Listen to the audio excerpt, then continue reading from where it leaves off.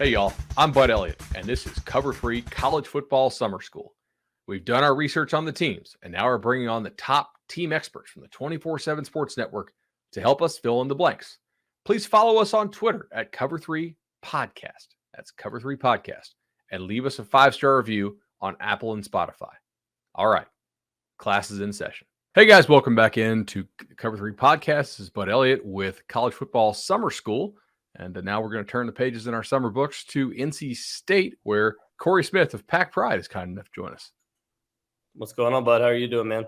Welcome to the show, man. I'm excited to talk with NC State, a team that was very good to me, as podcast listeners know, last year. And 9-3, UCLA kind of screwed them with the whole bowl game stuff with the late notice. Pretty consistently played like a top 15 squad, a little bit of stub in their toe, but overall, I mean, one of the best years NC State has had in quite some time. Yeah, I mean, you think back to it, that Mississippi State game at the beginning of the season, they win that one, and the outlook of the season is a lot different. If they don't come up short against Wake Forest, Miami, it's a completely different looking team. But, obviously they lost a couple, and there was plenty for them to want to accomplish this upcoming season. And I think that's why a lot of the guys came back. It certainly would be a lot more expectations on the team this year. I don't think we're going to be so fortunate to have Vegas hang a 6.5 or 7 for the win total wager there. I want to start on the opposite side of the ball, because this is really an intriguing unit for me nationally, and one that I watch a lot. And sometimes I'm very impressed, and sometimes I'm a little bit frustrated. 39th nationally in a lot of the power ratings kind of averaged together. Run game was not very efficient, but they ran it a ton. And they also threw it a ton to the backs, which they weren't really all that efficient doing so. And then they're like, all right, 3rd and 8, Leary, bail us out. And he's like, gotcha. Nope, no problem. What are you thinking this year as far as their approach? Yeah, I mean, we asked them a lot about that throughout the season, asked Doeren and, asked players about that, and obviously Leary, not only in 3rd and 8 situations, but in fourth quarters. I mean, you think back to that UNC game, try to bail them back out and get them back into that Miami game as well. But, I think you're going to see a lot more of, them leaning on Leary more this season, because I think there was kind of a look at it at the beginning of last season of like, hey, look, our strength is going to be our running backs. And then they lose Chandler Zavala, and you were no longer really able to run efficiently to the left side. Ike Ekwonu was, one of the best offensive linemen in the entire country. But when you're trying to go to the left side, you don't have a guy at the left guard position that you feel really good about. They lost some of that efficiency in terms of trying to run the ball and get those big, gains that Zonovan Knight was known for. Ricky Person being able to catch the ball out of the backfield. They do have 2 good running backs coming in this season. Guys that they feel good about. Demi Sumo is one that we've heard about a lot over the past year. Jordan Houston got his chance to shine as a freshman, got several games that he started. He came in as an all-purpose back. And Michael Allen, the freshman that came in this season, was utilized as a wide receiver a lot at Rose High School last year. So you'll probably see them actually throw the ball a little bit more to the running backs this year, but I think they're going to still look to go with an explosive offense. You lose Emeka Emezi, but you gain, a guy in Devin Carter that's ready to step up to that next level. Thayer Thomas that you get back that's been in the slot, he's more than likely moving to the outside. And Porter Rooks, a 4-star wide receiver that, has seen his production go up the last 2 years, really hasn't had a chance to shine in the slot and be that lead guy. So we expect to see him. And then, as you saw in the spring game, Anthony Smith, Keon Lassane, Julian Gray, some of the guys that stepped up in that the offense. So we expect to see them, one of those 3, maybe even a 4th option, make the leap and try to push this offense to the next level and really try to push more towards getting that passing game going. So are you more confident that the receivers take a next step, or are you more confident the offensive line takes the next step?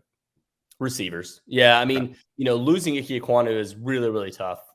They feel good about the guys that they have there. We've heard a lot about Bryson Spees, a guy that was at right tackle last year, has played a lot of tackle, initially came in as a guard, kind of that, again, flex, a guy that doesn't really have the size for a tackle like Ike Ekwonu did, but, a guy that has that nastiness and drive to want to play that tackle spot. And they've got Tim McKay and then another kid they brought in, Anthony Belton. They're still looking in the portal, trying to add somebody. But, as of right now, they'll have another guy in Jacarius Peak. So I feel like they're going to eventually find that guy out of that tackle spot. But, the big thing is having the rest of those guys make that next leap. Grant Gibson was seen as one of the best centers in the country last year, but had some mistakes penalty wise. And then Dylan McMahon was another guy at the guard position that they felt really good about. He had to switch over to right guard or left guard from right, and didn't really fit that spot very well. So hopefully he's able to progress. But yeah, I mean, the wide receiver core, even though they lose Emeka and Mezzi, you have a lot of veterans coming back, guys that have been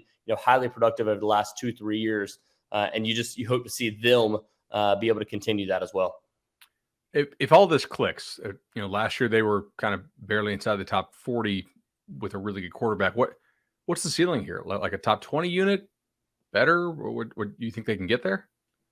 Yeah, I mean, I definitely think so. I was talking to you about this beforehand. We were kind of doing a little bit of talking back and forth before we got to this, and I said, the key to this is going to be Devin Leary, because while he came into last season, as the guy, I don't think they necessarily put it all on his shoulders, especially not early on. Those first 6 games, you saw him slowly kind of make this, push upward and start, that Clemson game. He did throw for 4 touchdowns, no interceptions in that game, but he also needed 2 touchdowns in overtime. So they weren't exactly putting it all on his shoulders, even in that game. So I think you're now seeing like, hey, we can put a lot more on this guy. We can open up this offense a lot more. And I think that'll benefit the running game too, because you won't see as much balance. So when you have that running game moving outside, you're able to get some more gashing runs for this offense. So I think you have a chance to potentially be a top 15, top 20 offense with this system. And I think a lot of that is because of Devin Leary and the confidence that he has going into the season. Like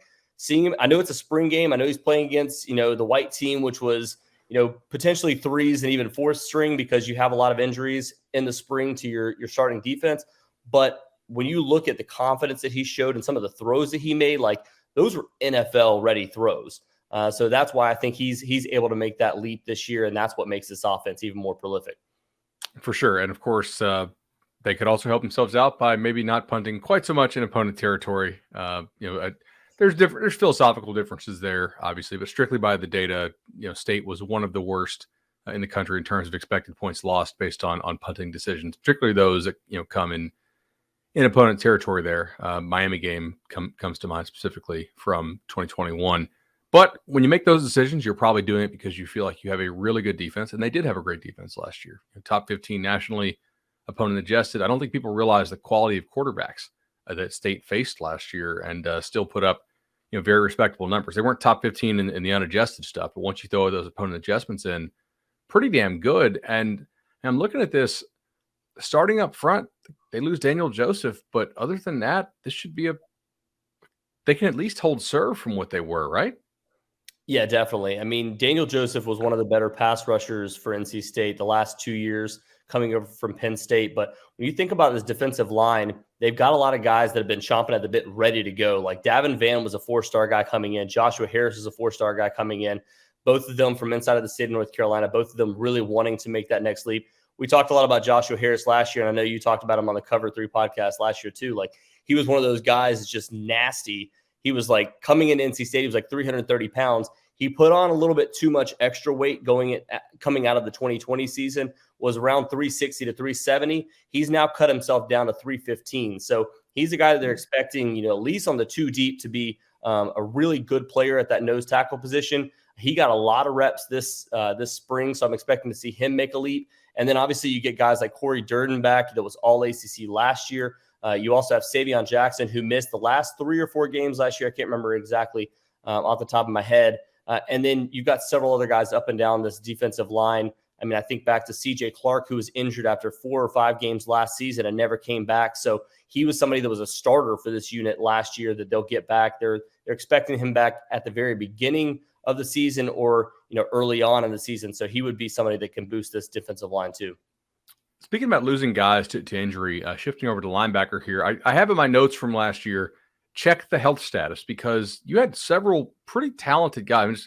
That's kind of part of my process in the offseason. Look at my notes back from last year's little reminders to myself.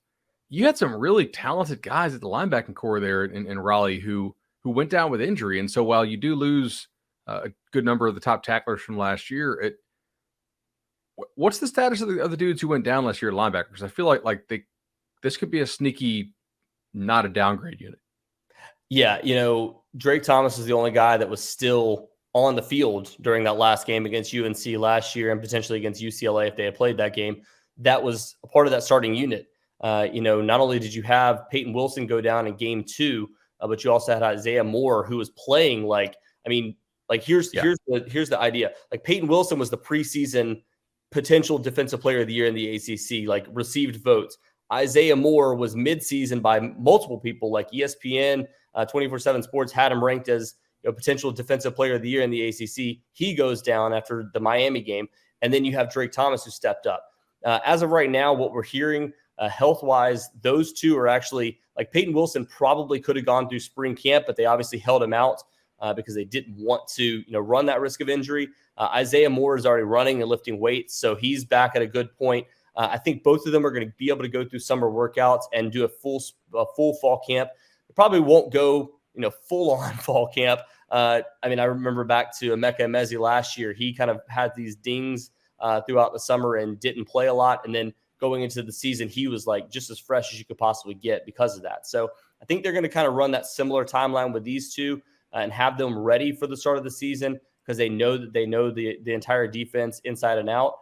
And then, the guys that were behind them, guys like, Jalen Scott, guys like Devin Betty that got starting snaps last year. The only guy they lose from last year was Vi Jones, who goes on to the NFL. And he was basically like their guy that filled in as a starter, when they lost Peyton Wilson and when they lost Isaiah Moore eventually. So this unit is not only, extremely talented, but has a ton of starting experience going into the year too. All right. Talking to Cory Smith here from PackPride. Last one for you. I don't even know if we need to ask this, but just to kind of go through the motions. They had 8 guys in the secondary played 250 plus snaps. All 8 guys are back, according to the roster I saw. Nowhere to go but up, right? if you have that much returning talent, I would think, and that much experience. Yeah, the only concern right now is the fact that, again, there were some injuries in the offseason that you have to deal with there. Derek Pitts. Oh, a DB. Okay. Well, that's why we ask, right? Yep, exactly. See, Derek Pitts didn't play in the spring game. We were told he had a minor injury during spring camp. The expectation is for him to be a full go by fall camp. So that'll be a question mark we watch. Obviously, Cyrus Fagan went down week 2 along with Peyton Wilson last year. The expectation is for him to be healthy. He was able to go through a portion of the spring game and went through spring camp with a green non-contact jersey throughout. But other than that, really, everybody else has been full go. Shaheem Battle coming back from last year. He's expected to make that leap and be, the shutdown DB for this team. Tanner Ingle, an all ACC player last year. So, and then you have Jakeen Harris, you have, Joshua Pierre-Louis that kind of filled in and were backups to guys last year that are also back, along with, a guy like Tyler Baker-Williams that missed the last few games. He's expected to be the guy at nickel with Joshua Pierre-Louis behind him. So they feel really good about this unit. And one guy to watch too in that safety spot, Devin Boykin. He was a 4-star freshman coming to NC State. He was somebody that, we saw really down the stretch last year become one of the best DBs for this entire team. So for him to come in and come back this coming up year, I expect him to be the starter at one of those safety spots, along with a guy like either Cyrus Fagan, Jakeen Harris, or Tanner Ingle. Having that much depth at that spot can only help NC State after struggling so much for the previous few years in the secondary. No doubt. Cory, nobody knows a team like you do. PackPride.com is the place to be on the 24/7 Sports Network. Really appreciate you joining us here on the Cover 3 podcast for summer school. Yes, sir. I appreciate it, man. All right, man. Talk to you later. All right, that's the bell. Cover 3 college football summer school is over for today, but don't worry.